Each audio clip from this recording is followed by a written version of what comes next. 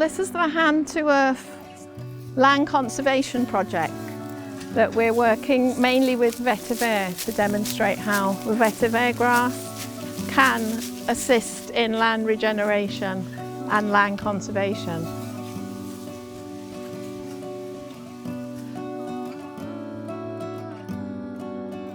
The project really has all these different aspects going on. The garden farming, vetiver farming and the nursery, and the workshop of course with the craft.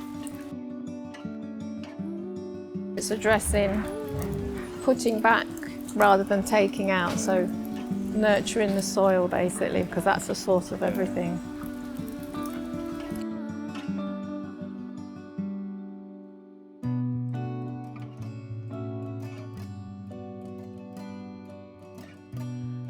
Time in which you put in is important to what you get out.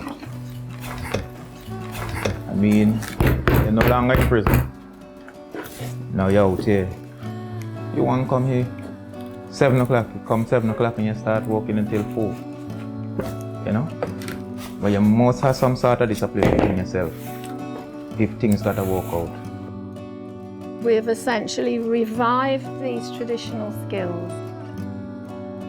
The team have taken the product onto a really high standard. As we produce, we have developed a market for the product.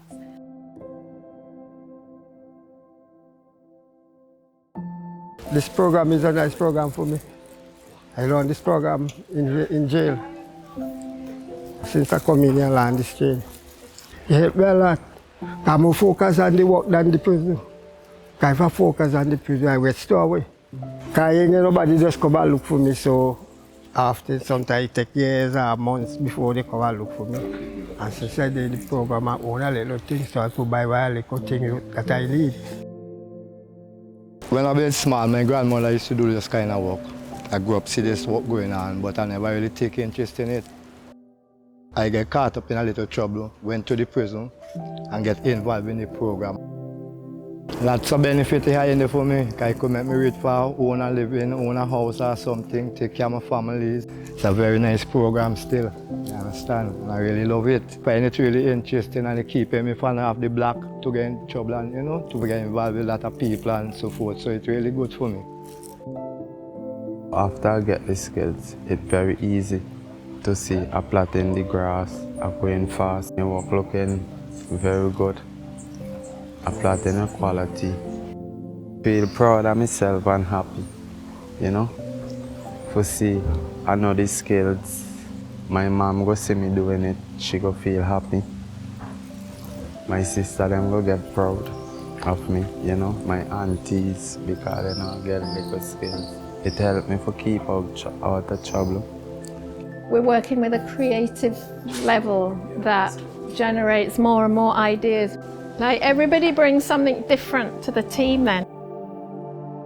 Everybody deserves to experience being good at something, you know, doing something worthwhile that other people appreciate. Everybody is important. Everybody has a role to play. I just hope they keep going and make this into something even bigger and better. Hope they see themselves as a great part and making this happen, and we could just work together and just keep going.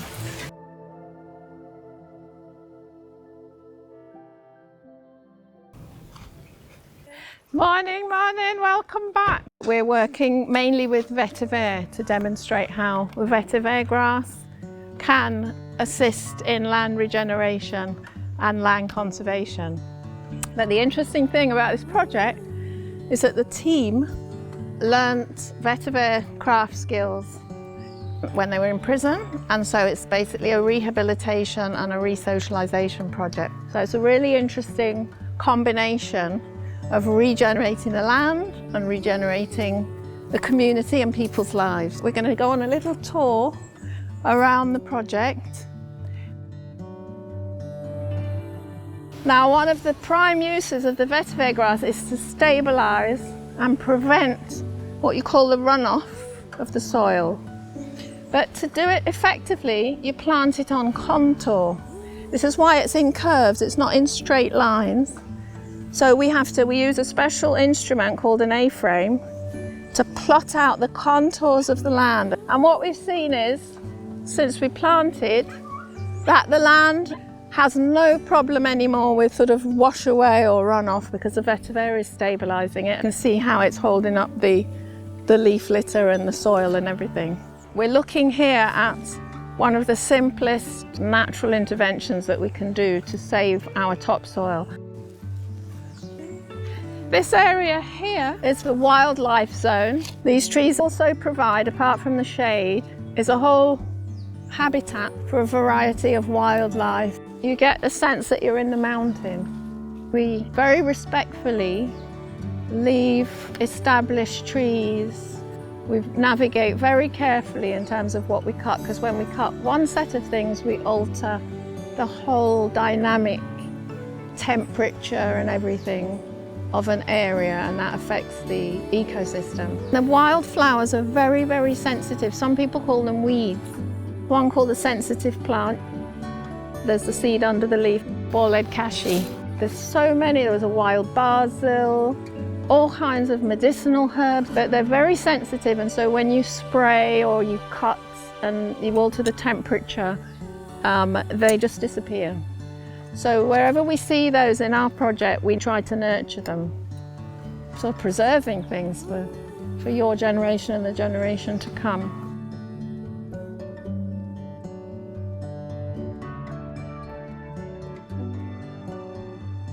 This is more directly designed for the farm site. That's the first mulching that took place, and it's now decomposing.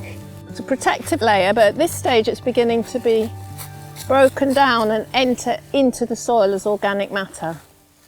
And that's really important for regenerating the ecosystem, the microbiome, the microorganisms that live in the soil that are really important for the production of all the minerals that are needed for healthy crops. Nature's processes are basically sustaining and maintaining the natural balance of the soil. We're going to go over and meet the guys in the workshop.